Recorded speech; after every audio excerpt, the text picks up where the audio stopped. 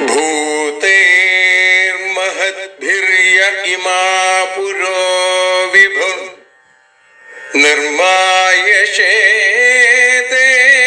यदमूषु पूरुष भुङ्क्ते गुणान् षोडश षोडशात्मका सोऽलं कृषीष्ट भगवान् वचांसि मे।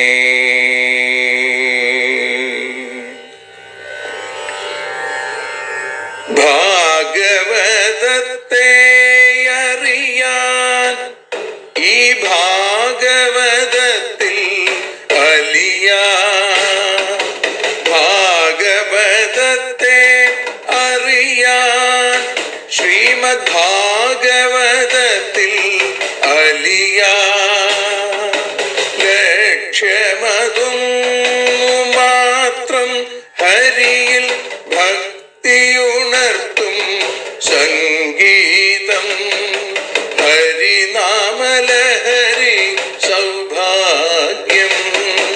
ഭാഗവതത്തെ അറിയാൻ ഭാഗവതത്തിൽ അലിയാൻ.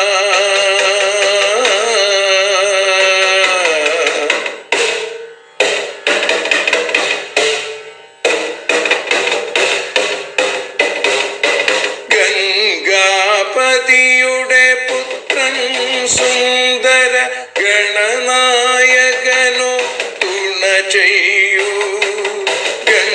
ഗംഗാപതിയുടെ പുത്രൻ സുന്ദര ഗണനായകനോ തുണ ചെയ്യൂ.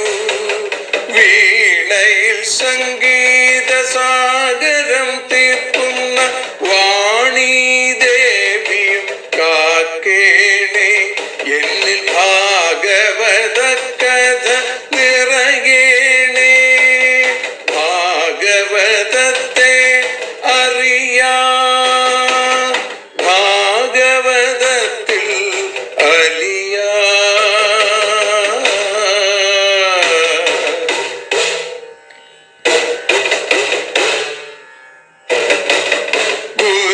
ഗുരുവായൂരിൽ നിത്യം നിറയുക ഗുരുവായൂരിലെ ശ്രീകൃഷ്ണ.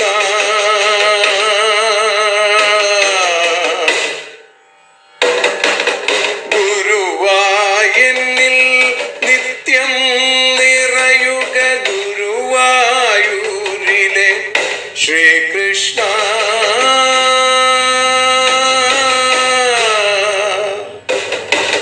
ഹരേ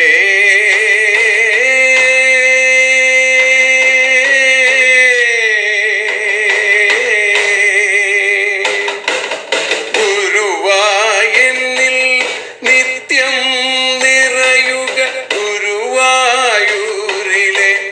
ശ്രീകൃഷ്ണ. കണ്ഠം തന്നിൽ ഗാനം നിറയാൻ കണ്ണാ നീ താൻ തുണയേകു. എന്നിൽ ഭാഗവത കഥ നിറയേണേ.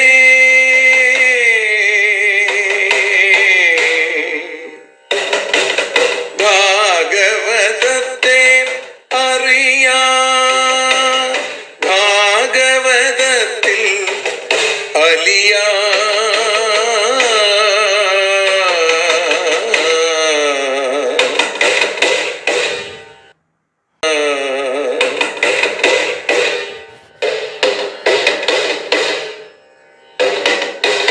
ആദ്യത്തെ ഗുരുവായൂരന്റെ അച്ഛനുപാദ നമസ്കാരം. ആദ്യത്തെ ഗുരുവായൂരനുടെ അച്ഛനുപാദ നമസ്കാരം. അമ്മിഞ്ഞപ്പാൽ മധുരം നൽകിയ അമ്മേ നീ വരമേകേണേ. എന്നിൽ ഭാഗവത കഥ നിറയേണേ.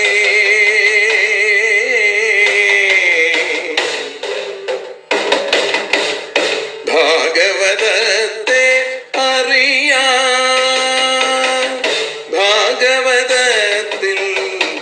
അലിയാ.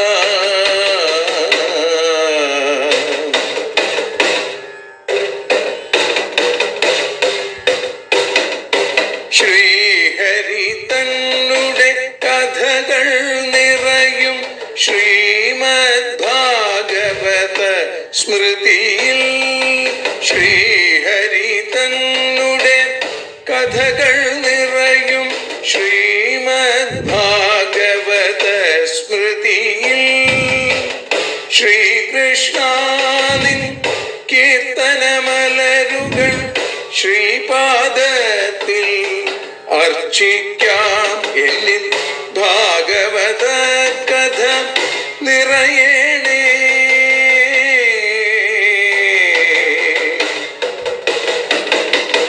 ഭാഗവതത്തെ അറിയാൻ, ഭാഗവതത്തിൽ അലിയാൻ. ലക്ഷ്യമതൊന്നു മാത്രം ഹരിയിൽ ലഹരിയുണർത്തും സംഗീതം. ഭക്തിയുണർത്തും സാഫല്യം. ഭക്തിയുണർത്തും സൗഭാഗ്യം. ഭാഗവതത്തെ അറിയാൻ,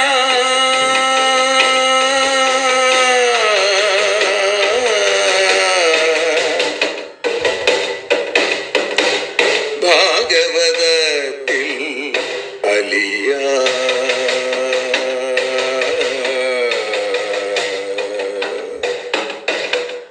ഭാഗവതത്തിൽ അലിയാൻ.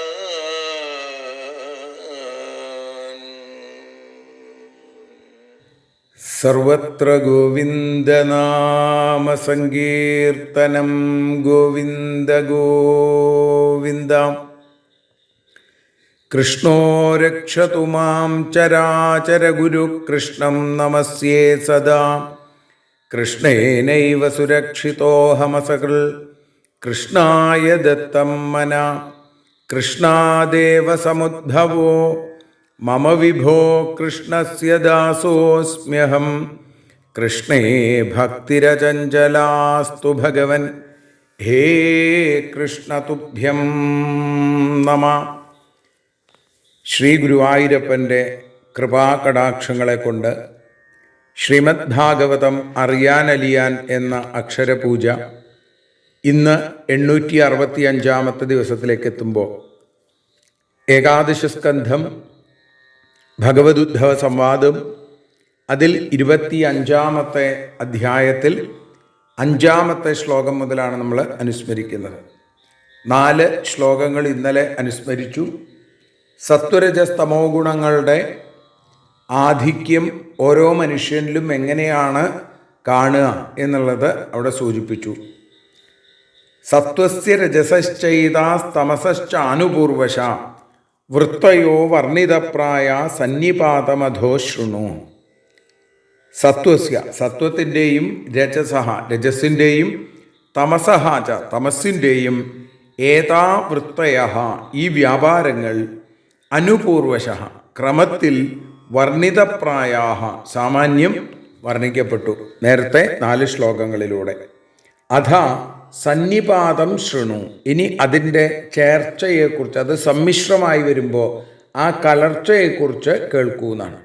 സത്വരജസ്തമോ ഗുണങ്ങൾക്ക് പ്രത്യേകം ശക്തികളും അതിനെ എങ്ങനെ കണ്ട് മനസ്സിലാക്കാൻ സാധിക്കും ആ ബാഹ്യലക്ഷണങ്ങളും സാമാന്യേന ചുരുക്കത്തിൽ ഒന്ന് വർണ്ണിച്ചു ഉദ്ധവ. ഇനി ഗുണങ്ങൾ ഒറ്റയ്ക്ക് നിൽക്കാതെ അത് കൂടിച്ചേരുമ്പോൾ സമ്മിശ്രമായി വരുമ്പോൾ ഉണ്ടാകുന്ന വ്യത്യാസങ്ങൾ, ആ വൃത്തിഭേദങ്ങളെക്കുറിച്ച് ഞാൻ പറഞ്ഞു തരാം. അത് ശൃണു, കേട്ടോളൂ എന്ന് ഭഗവാൻ പറയുകയാണ്.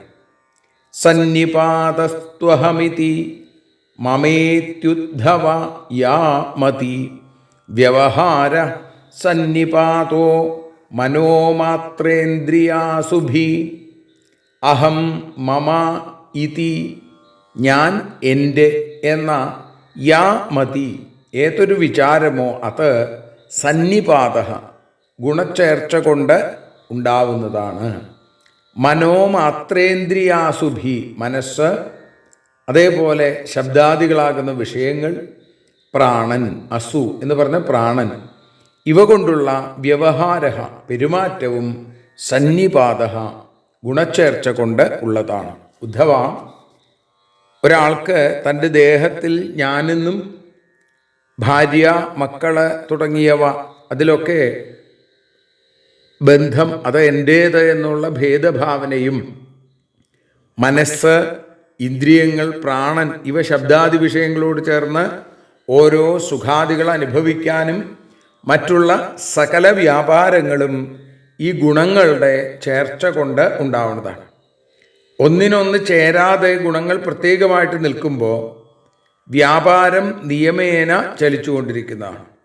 ഗുണസന്നിപാതം എന്ന അവസ്ഥയിലാണ് ഇത് സംഭവിക്കുന്നത്. അപ്പം സത്വത്തിൻ്റെ ആധിക്യത്തിൽ ഒരാൾ ശാന്തനായി ജ്ഞാനിയായി നിൽക്കുന്നു. രജസിൻ്റെ ആധിക്യത്തിലോ ഞാൻ പ്രവൃത്തി ചെയ്യുന്നവനാണ്, വീരനാണ് എന്ന് തോന്നുന്നു. തമസിൻ്റെ ആധിക്യത്തിൽ മടിയനായും നുണയനായും മാറുന്നു. അപ്പോൾ ഈ വിചാരങ്ങൾ ഓരോരുത്തരെക്കുറിച്ച് ആന്തരികമായിട്ട് അവരവർക്ക് തന്നെ ഉണ്ടാവുന്നതാണ്. പലതരത്തിലുള്ള വ്യാപാരങ്ങൾ കണ്ടിട്ട് അന്യരും ഇത്തരത്തിൽ പറയാനായിട്ട് തുടങ്ങും. അതുകൊണ്ട് ഓരോ ഗുണങ്ങൾക്ക് ആധിക്യവും മറ്റോരോന്നിനുള്ള ന്യൂനതയും വരുമെന്നല്ലാതെ കേവലം ചേർച്ചയില്ലാത്ത നിലയിൽ ഗുണങ്ങൾ കാണില്ല ആരിലും എന്നാണ്. അതൊരു സാമാന്യ നിയമമാണ് എന്ന് ഭഗവാൻ പറയുന്നു. ധർമ്മേ ചാർത്ഥേ ച കാമേ ച യഥാസൗ പരിനിഷ്ഠിത ഗുണാനാം സന്നികർഷോയം ശ്രദ്ധാരതി ധനാവഹ. ധർമ്മേ ച ധർമ്മത്തിലും, അർത്ഥേ ച അർത്ഥത്തിലും, കാമേ ച കാമത്തിലും, അസൗ യഥാ പരിനിഷ്ഠിത ഇവൻ എപ്പോൾ സ്ഥിരനായിരിക്കുന്നുവോ അയം ആ സ്ഥിതി ശ്രദ്ധാരതി ധനാവഹ. ശ്രദ്ധ, രതി, ധനം ഇവ ഉണ്ടാക്കി തീർക്കുന്നതായിട്ടുള്ള ഗുണങ്ങളുടെ സമ്മേളനമാണ് എന്ന് പറയും. ഒരാൾ എപ്പോഴാണോ ധർമ്മം, അർത്ഥം, കാമം എന്നീ പുരുഷാർത്ഥങ്ങളിൽ ശ്രദ്ധയുള്ളവനായിരിക്കുന്നത്, അങ്ങനെയുള്ള ആളുകളിൽ സത്വഗുണവും രജോ ഗുണവും തമോ ഗുണവും അതിൽ സമ്മേളിച്ചിരിക്കണമെന്ന് മനസ്സിലാക്കണം. അങ്ങനെ വരുമ്പോൾ അവന് ശാസ്ത്രാചാര്യ വാക്കുകളിൽ വിശ്വാസം, ധനത്തിൽ താല്പര്യം, ആഗ്രഹം സാധിക്കാൻ വേണ്ട തരത്തിലുള്ള ധനം സമ്പാദിക്കണമെന്നുള്ള വിചാരം, അതുകൊണ്ട് ഇതൊക്കെ ഈ ഭാവങ്ങൾ, ഈ ചിന്തകൾ അവനിലുണ്ടാകുന്നത് ത്രിഗുണങ്ങളുടെ അന്യോന്യ സമ്മേളനം കൊണ്ടാണ് എന്ന് ഉദ്ധവ മനസ്സിലാക്കൂ. ഇങ്ങനെയുള്ള ആളുകൾക്കാണ് ഇങ്ങനെ തോന്നുക. പ്രവൃത്തിലക്ഷണേ നിഷ്ഠ പുമാൻ യർഹി ഗൃഹാശ്രമേ സ്വധർമ്മേ ചാനുതിഷ്ഠേത ഗുണാനാം സമിതിർഹി സാ. പുമാൻ പുരുഷൻ, പ്രവൃത്തിലക്ഷണ പ്രവൃത്തിയാകുന്ന ലക്ഷണത്തോടുകൂടിയ ധർമ്മത്തിൽ, ഗൃഹാശ്രമേ നിഷ്ഠ ഗൃഹസ്ഥാശ്രമത്തിൽ സ്ഥിരതയും, സ്വധർമ്മേച്ച സ്വധർമ്മത്തിൽ അനുതിഷ്ഠേത ആ സ്ഥിതിയും ഉള്ളവനായിട്ട് യഥ എപ്പോഴാണോ അങ്ങനെ വരുന്നത് സാ ആ നിലയും ഗുണങ്ങളുടെ സംയോഗം കൊണ്ട് ഉണ്ടാവുന്നതാണ് എന്ന് മനസ്സിലാക്കണം. അപ്പോൾ പുരുഷന്, ഒരാൾക്ക് കാമ്യകർമ്മങ്ങളിൽ ശ്രദ്ധ, അത് നടത്താൻ ഉപകാരപ്രദമായിരിക്കുന്ന ഗൃഹസ്ഥാശ്രമത്തിൽ സ്ഥിരത, സ്വധർമ്മം തെറ്റാതിരിക്കണം എന്ന ദൃഢമായ ബുദ്ധി, ഇതൊക്കെ എങ്ങനെ ഉണ്ടാവുന്നതാണ്? അത് കേവലം ഏതെങ്കിലും ഒരു ഗുണത്തിൻ്റെ പ്രത്യേകത കൊണ്ടല്ല, മറിച്ച് സത്വരജസ് തമോ ഗുണങ്ങളുടെ ചേർച്ച കൊണ്ടാണ്, അവയുടെ സമ്മേളനം കൊണ്ടുണ്ടാവുന്നതാണ് എന്ന് മനസ്സിലാക്കണം. പുരുഷം സത്വസംയുക്തമനുമീയാക്ഷമാദിഭി കാമാദിഭി രജോയുക്തം ക്രോധാദ്യൈസ്തമസായുതം. ശമാദിഭി ശമാദികളോട് യുക്തം ചേർന്ന പുരുഷനെ സത്വസംയുക്തം സത്വഗുണമുള്ളവനെന്നും, കാമാദിഭി കാമാദികളെ കൊണ്ട് രജോയുക്തം രജോ ഗുണമുള്ളവനെന്നും, ക്രോധാദ്യൈ ക്രോധാദികൾ കൊണ്ട് തമസായുതം തമോ ഗുണമുള്ളവനെന്നും അനുമീയാൽ അനുമാനിക്കണം എന്നാണ്. ഒരു കാര്യത്തെ അറിയുമ്പോൾ അതിൻ്റെ കാരണവും നമുക്ക് മനസ്സിലാവും. അതെല്ലാത്തിലും അങ്ങനെ തന്നെയാണ്. കാര്യത്തെ മനസ്സിലാക്കിയാൽ അതിൻ്റെ കാരണം എന്താണെന്ന് മനസ്സിലാവും. ശമാദികൾ അധികരിച്ചു കാണുമ്പോൾ, ശമദമാദികൾ അതൊക്കെ വർദ്ധിച്ചു കാണുന്ന സ്ഥലത്ത് നമുക്ക് മനസ്സിലാക്കാം ആ പുരുഷൻ സത്വഗുണപ്രധാനിയാണ് എന്ന്. എന്നാൽ കാമം, ആഗ്രഹങ്ങൾ വർദ്ധിച്ചു വരുന്നു. അങ്ങനെയുള്ള സ്ഥലത്ത് നമുക്ക് മനസ്സിലാവുന്നു ആ പുരുഷൻ രജോ ഗുണാധിക്യം ഉള്ളവനാണ്. എന്നാൽ ദേഷ്യം, ക്രോധാദികൾ വർദ്ധിച്ചു കഴിഞ്ഞാലോ അപ്പോൾ തമോ ഗുണപ്രധാനിയാണ് എന്ന് ഗുണകാര്യങ്ങളുടെ ലക്ഷണങ്ങൾ കൊണ്ട് നമ്മൾ മനസ്സിലാക്കണം, അനുമാനിക്കണം. യഥാ ഭജതി മാം ഭക്തിയ നിരപേക്ഷ സ്വകർമ്മഭി തം സത്വപ്രകൃതിം വിദ്യാൽ പുരുഷം സ്ത്രീയമേവ. സ്വകർമ്മഭി തൻ്റെ പ്രവൃത്തികൾ കൊണ്ട് നിരപേക്ഷ അപേക്ഷാരഹിതനായി ഭക്തിയ ഭക്തിയോടുകൂടി മാം യഥാ ഭജതി എന്നെ എപ്പോൾ ഭജിക്കുന്നുവോ തം പുരുഷം ആ പുരുഷനെയോ സ്ത്രീയം ഏവവ സ്ത്രീയെയോ സത്വപ്രകൃതി സത്വഗുണസ്വഭാവമുള്ളവർ എന്ന് വിദ്യാ അറിയണം. അപ്പോൾ ഉദ്ദേശം ഒന്നുമില്ലാതെ സ്വപ്രവർത്തികൾ കൊണ്ട് ഭഗവാൻ ഉദ്ധവനോട് പറയുകയാണ്, എന്നെ ഭജിക്കുന്നുവെങ്കിൽ മാം ഭക്തിയാ ഭജതി ഭക്തിയോടുകൂടി എന്നെ ഭജിക്കുന്നു എങ്കിൽ അത് ഭജിക്കുന്നവൻ പുരുഷനോ സ്ത്രീയോ ആണോ പെണ്ണോ ആയിക്കൊള്ളട്ടെ, ആരായാലും അവരിൽ സത്വഗുണമാണ് വർദ്ധിച്ചിരിക്കുന്നത് എന്ന് മനസ്സിലാക്കണം, വിദ്യാത് അറിയണം. ഈശ്വരനെ പൂജിക്കാൻ വേണ്ടി സ്വധർമ്മങ്ങൾ നടത്തുന്നു എന്നല്ലാതെ ഒരിക്കലും ഈ ചെയ്യുന്ന പ്രവൃത്തിയിൽ നിന്ന് എന്തെങ്കിലും ഒരു ഫലമുണ്ടാവണം എന്ന് ലവലേശം ആഗ്രഹമില്ല.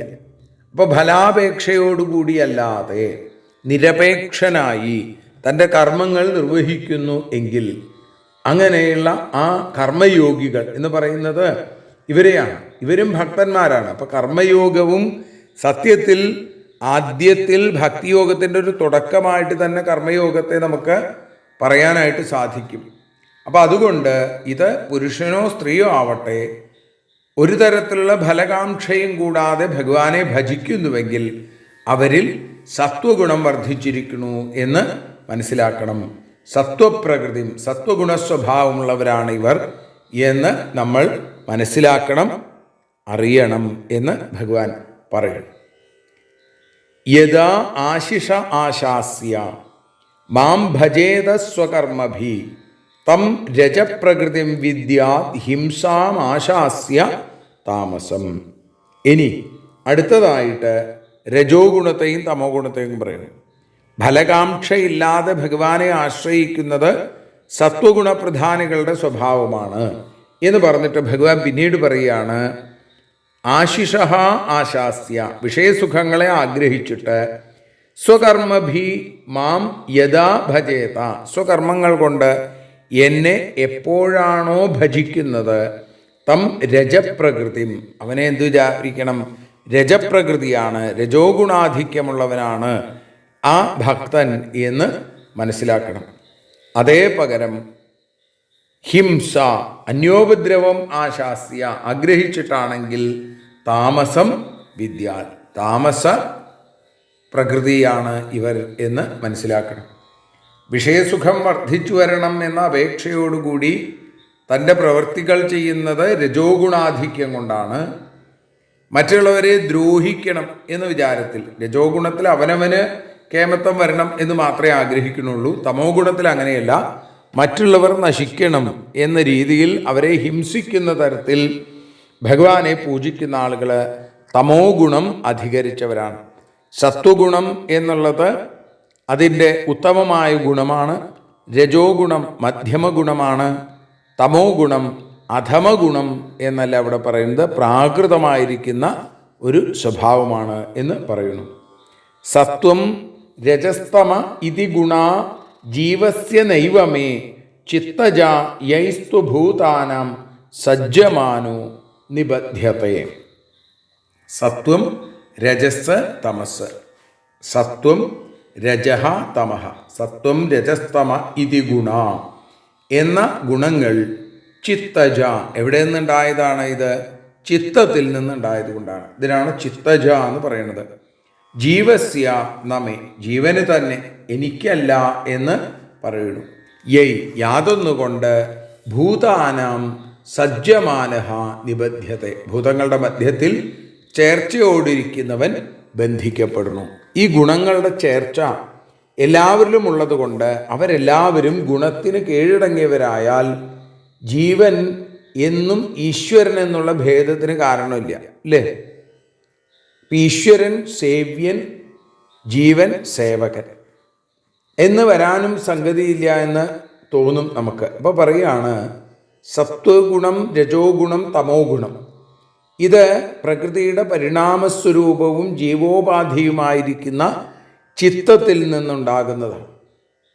അപ്പം ജീവനുള്ളതാണ്. പ്രകൃതിയിൽ നിന്ന് വേറിട്ടും പ്രകൃതിയെ നിയന്ത്രിക്കാൻ ശക്തനുമായിരിക്കുന്ന എനിക്ക് ഭഗവാൻ പറയുകയാണ്, ഒരിക്കലും ഗുണങ്ങളുടെ ബാധയില്ല. ഞാൻ നിർഗുണ പരബ്രഹ്മമാണ്.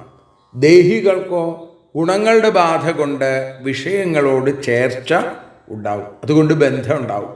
ഞാൻ ഒരിക്കലും അങ്ങനെ ബന്ധമുള്ളവനല്ല. നിത്യമുക്തനുമാണ് ഞാൻ, നിത്യ തൃപ്തനുമാണ് ഞാൻ എന്ന് ഭഗവാൻ പറയുന്നു. അപ്പോൾ ഗുണങ്ങളുടെ ബാധയില്ലാതിരിക്കുക എന്നുള്ള അവസ്ഥ ജീവന് കിട്ടിക്കഴിഞ്ഞാൽ പിന്നെ ജീവത്വമില്ല, അപ്പോൾ ഈശ്വരത്വമില്ല. അപ്പം ചൈതന്യഘനം, ജ്ഞാനഘനം, ആനന്ദഘനം എന്ന് പറയപ്പെടുന്ന ബ്രഹ്മസ്വരൂപമായി മാറും. അതുകൊണ്ട് ഈശ്വരഭക്തി കൊണ്ട് ജീവനുള്ള ഗുണബന്ധത്തെ ഇല്ലാതെയാക്കാൻ സാധിക്കും. ആ ഗുണബന്ധം നശിക്കും. അപ്പം എന്തായിത്തീരും? ആത്മസ്വരൂപമായി മാറും. അതുകൊണ്ട് പ്രാരംഭത്തിൽ, ഭക്തിയുടെ തുടക്കത്തിൽ സേവ്യസേവകഭാവം വേണ്ടിവരും. ദാസോഹം തവ കേശവ എന്ന രീതിയിൽ. അപ്പം ദ്വൈതത്തിൽ നിന്നാണ് ഭക്തി തുടങ്ങുക. എങ്കിലും അവസാനിക്കുന്നത് എവിടെയാണ്? അദ്വൈതം എന്ന ഭാവത്തിലേക്ക്. അപ്പം ജ്ഞാനവും ഭക്തിയും ഒരർത്ഥത്തിൽ ഒന്ന് തന്നെയാണ്. ചില ആളുകൾ പറയും ഭാഗവതം ഭക്തി ഗ്രന്ഥമാണ്, മറ്റു ചില ആളുകൾ പറയും ഇത് ജ്ഞാനഗ്രന്ഥമാണ് എന്ന് പറഞ്ഞ് പരസ്പരം തല്ലുകൂടിക്കൊണ്ടിരിക്കുന്നു. ഭാഗവതത്തിൽ ഭഗവാൻ തന്നെ ഉദ്ധവനോട് പറയണു, ജ്ഞാനവും ഭക്തിയും ഫലത്തിൽ ഒന്ന് തന്നെയാണ് എന്ന് തിരിച്ചറിയാണ് വേണ്ടത് എന്ന്. യഥേതരോ ജയേൽ സത്വം ഭാസ്വരം വിശദം ശിവം തഥാ സുഖേന യുജ്യേത ധർമ്മജ്ഞാനാദിഭി പുമാൻ. ഭാസ്വരം ശോഭിക്കുന്ന, വിശദം നിർമ്മലമായ, ശിവം ശാന്തമായ, സത്വം സത്വഗുണം, ഇതരവും മറ്റ് രണ്ട് ഗുണങ്ങളെ യഥാ ജയേൽ എപ്പോഴാണോ ജയിക്കുന്നത് തഥാ അപ്പോൾ പുമാൻ പുരുഷൻ സുഖേന ധർമ്മജ്ഞാനാദിഭി യുജ്യേത സുഖത്തോടും ധർമ്മജ്ഞാനാദികളോടും കൂടി യോജിക്കും എന്ന് മനസ്സിലാക്കൂ. ഗുണങ്ങൾ സ്വതന്ത്രങ്ങളായും സമ്മിശ്രിതങ്ങളായും ഇരിക്കുമ്പോൾ ഉണ്ടാകുന്ന കാര്യങ്ങൾ പറഞ്ഞിട്ട് പറയുകയാണ്, ഓരോ ഗുണങ്ങൾക്ക് ആധിക്യം സംഭവിക്കുമ്പോൾ ഉണ്ടാകുന്ന കാര്യങ്ങൾ ഇന്നതാണ്. എല്ലാറ്റിനെയും പ്രകാശിപ്പിക്കുന്ന നിർമ്മലവും ശാന്തവുമായ സത്വഗുണമാണ് ശ്രേഷ്ഠം എന്ന് ചുരുക്കം. മറ്റു രണ്ട് ഗുണങ്ങളെ ജയിക്കത്തക്ക വിധം അഭിവൃദ്ധി പ്രാപിക്കുമ്പോൾ പുരുഷന് അറിവും ധർമ്മത്തിൽ ശ്രദ്ധയും അതേപോലെ ജീവിതത്തിൽ സുഖവും വർദ്ധിച്ചു വരും. ശാന്തമായതുകൊണ്ട് സുഖത്തെയും നിർമ്മലമായതുകൊണ്ട് ധർമ്മത്തെയും പ്രകാശമായതിനാൽ അറിവിനെയും വർദ്ധിപ്പിക്കാൻ സത്വഗുണത്തിന് സാധിക്കും എന്ന് ചുരുക്കം. സത്വഗുണം ശാന്തമാണ്, അതുകൊണ്ട് സുഖത്തെ നൽകും. സത്വഗുണം നിർമ്മലമാണ്, അതുകൊണ്ട് ധർമ്മത്തെ രക്ഷിക്കും. സത്വഗുണം പ്രകാശമാനമാണ്, അതുകൊണ്ട് അറിവിനെ വർദ്ധിപ്പിക്കുന്നതും ഇതേ സത്വഗുണം തന്നെ. യഥാ ജയേ തമസത്വം രജസംഗം ഭിദാബലം തദാ ദുഃഖേന യുജ്യേത കർമ്മണ യശസാ ശ്രിയാ. രജഹ രജോ ഗുണം, തമഹ തമസ്സിനെയും, സത്വം സത്വഗുണത്തെയും യഥാ ജയേൽ എപ്പോഴാണോ ജയിക്കുന്നത് അപ്പോൾ സംഘം ഭിത ചേർച്ചയും ഭേദവും ബലം ശക്തിയും ഉണ്ടാവും. അപ്പം കർമ്മണ പ്രവൃത്തിയോടും, യശസ കീർത്തിയോടും, ശ്രിയ ഐശ്വര്യത്തോടും, ദുഃഖേന ദുഃഖത്തോടും ഇത് യോജിക്കും എന്ന് ചുരുക്കം. ഇപ്പം രജോ ഗുണം തമോ ഗുണത്തെയും സത്വഗുണത്തെയും ജയിക്കുക എന്ന് വിചാരിക്കുക. അപ്പോഴോ വിഷയങ്ങളിൽ ആസക്തി വർദ്ധിക്കും. അതേപോലെ തന്നെ ഈ ലോകത്ത് ഭേദബുദ്ധി എന്ന ഒരു തലത്തിലേക്ക് അയാളെത്തും. അതേപോലെ ശക്തിയും വർദ്ധിച്ചു വരും. അതുകൊണ്ട് തന്നെ ഇഷ്ടവിഷയങ്ങൾ സമ്പാദിക്കാൻ പ്രവൃത്തിയും, യശസ് സമ്പാദിക്കണമെന്നുള്ള ആഗ്രഹവും ഐശ്വര്യവും അധികരിച്ച് ഉണ്ടാവും. എന്നാൽ ഇത് ക്രമേണ നമ്മളുടെ ദുഃഖത്തെ വർദ്ധിപ്പിക്കും എന്ന് ഭഗവാൻ പറഞ്ഞു കൊടുക്കുകയാണ്. ആ 14-ാമത്തെ ശ്ലോകങ്ങളോടുകൂടി ഇന്ന് 5 മുതൽ 14 കൂടിയുള്ള 10 ശ്ലോകങ്ങളാണ് വിചാരം ചെയ്തത്. സത്വരജസ് തമോ ഗുണങ്ങളെക്കുറിച്ച് ഭഗവാന്റെ വളരെ വിശദമായിട്ടുള്ള ഉപദേശം.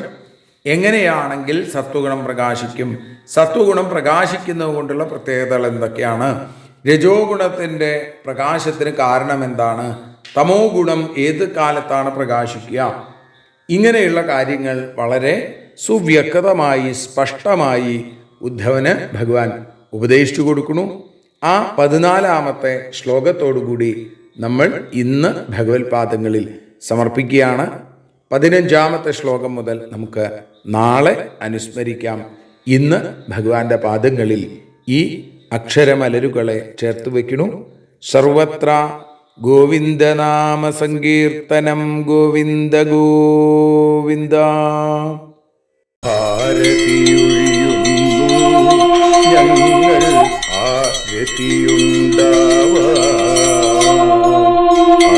ഹരിപാദേ രതിയുണ്ടാകാൻ ആരതിയൊഴിയുന്നു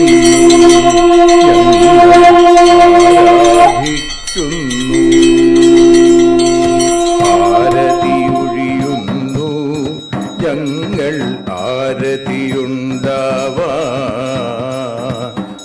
ഹരിപാദേ രതിയുണ്ടാകാൻ ആരതിയൊഴിയുന്നു ഞങ്ങൾ ആരാധിക്കുന്നു. ശ്രീമദ്ഭാഗവതം പുണ്യം പാവനമാം ഗ്രന്ഥം ശ്രീശുകമാമുനി പാടിയ ഗീതം നൽകുന്നു മുക്തി, സതതം നൽകിയിടും ഭക്തി. പാപികളെന്നാലും നിത്യം രക്ഷിക്കും ഗ്രന്ഥം പരമാനന്ദ സുധാരസമയമി ഹരിലീലാസാരം നിത്യം വേദത്തിൻ സാരം. വൈരാഗ്യം ജ്ഞാനം ഭക്തി എന്നിവ നൽകിയിടും വൈകല്യങ്ങൾ തീർത്തിയിടുന്നൊരു സുന്ദരമാം ഗീതം നിത്യം നൽകും കൈവല്യം. കലിമലമഥനി പാപവിനാശിനി സതതം സേവയെ ചെയ്യുന്നോർക്കോ സുഖകാരിണി ഗ്രന്ഥം നിത്യം നൽകും സായുജ്യം. ആരതിയൊഴിയുന്നു ഞങ്ങൾ ആരതിയുണ്ടാവാൻ ആരതിയൊഴിയുന്നു ഞങ്ങൾ ആരതിയുണ്ടാവാൻ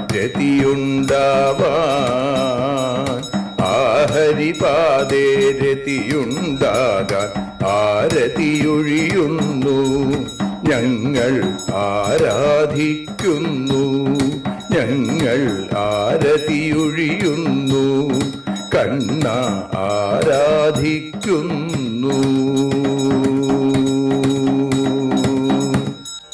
രാധാരമണ മുകുന്ദ മുരാരേ ശരണം മേ തവ ചരണയുഗം പവനപുരേശ രാധ രാധാകൃഷ്ണ ശരണം മേ തവ ചരണയുഗം. മീനായി മണ്ണിൽ പിറന്നൊരു ദേവ ശരണം മേ തവ ചരണയുഗം. കച്ഛപരൂപമെടുത്തൊരു ദേവ ശരണം മേ തവ ചരണയുഗം.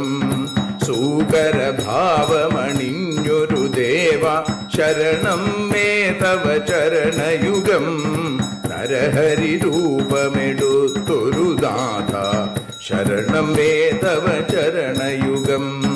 വാമനനായി വിളങ്ങിയ ദേവ ശരണം മേ തവ ചരണയുഗം. ഭാർഗവരാമനതായൊരു ദേവ ശരണം മേ തവ ചരണയുഗം. ദശരഥനന്ദനായൊരു ദേവ ശരണം മേ തവ ചരണയുഗം. ബലമേറുന്നൊരു രാമനാഥ ശരണം മേ തവ ചരണയുഗം. ദേവകി നന്ദന വസുദേവാത്മജ ശരണം മേ തവ ചരണയുഗം. യശോദതനയാ സുന്ദര രൂപ ശരണം മേ തവ ചരണയുഗം.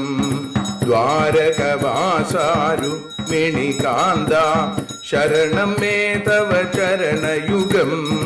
കലികാലത്തിൽ കൽക്കിയും നീയേ ശരണം മേ തവ ചരണയുഗം. രാധാരമണ മുകുന്ദ മുരാരേ ശരണം മേ തവ ചരണയുഗം. പവനപുരേശ രാധാകൃഷ്ണ ശരണം മേ തവ ചരണയുഗം. ചോറ്റാനിക്കര വാഴും ദേവി ശരണം മേ തവ ചരണയുഗം. സാംബ സദാശിവ ശംഭോ ശങ്കര ശരണം മേ തവ ചരണയുഗം. ഹരിഹരപുത്ര ആശ്രിതമിത്ര ശരണം മേ തവ ചരണയുഗം. സദ്ഗുരുനാഥ ഗുണപരിപൂർണ ശരണം മേ തവ ചരണയുഗം. മൂഷിക വാഹന മോദകഹസ്ത ശരണം മേ തവ ചരണയുഗം. ഭക്തജനപ്രിയ ഭാഗവത പ്രിയ ശരണം മേ തവ ചരണയുഗം. രാധാരമണ മുകുന്ദ മുരാരേ ശരണം മേ തവ ചരണയുഗം. ഗുരുപവനപുരേശ രാധാകൃഷ്ണ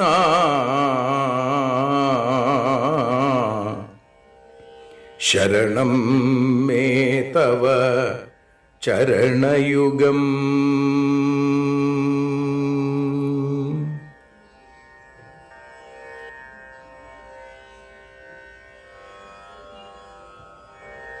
യദക്ഷരപദഭ്രഷ്ടം മാത്രാഹീനം തു യദ്ഭവേൽ തത്സർവം ക്ഷമ്യതാം ദേവ നാരായണ നമോസ്തുതേ.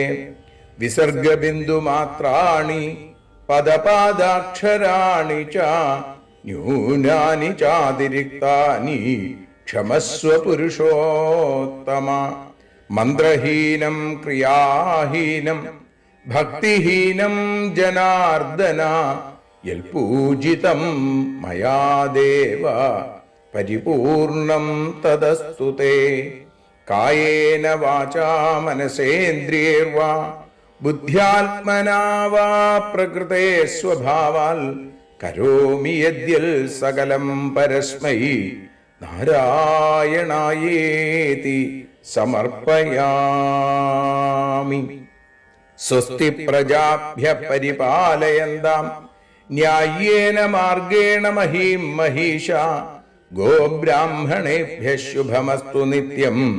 ലോകാഃ സമസ്താഃ സുഖിനോ ഭവന്തു. ലോകാഃ സമസ്താഃ സുജനാഃ ഭവന്തു. ലോകാഃ സമസ്താഃ ത്വൽഭക്തിരതാഃ ഭവന്തു. സർവേ ഭവന്തു സുഖിനഃ സർവേ സന്തു നിരാമയാം. സർവേ ഭദ്രാണി പശ്യന്തു മാ കശ്ചിൽ ദുഃഖഭാഗ് ഭവേൽ. അസതോ മാ സദ്ഗമയ തമസോ മാ ജ്യോതിർഗമയ മൃത്യോർമാ അമൃതം ഗമയ. ഓം ശാന്തി ശാന്തി ശാന്തി. ഹരി ഓം.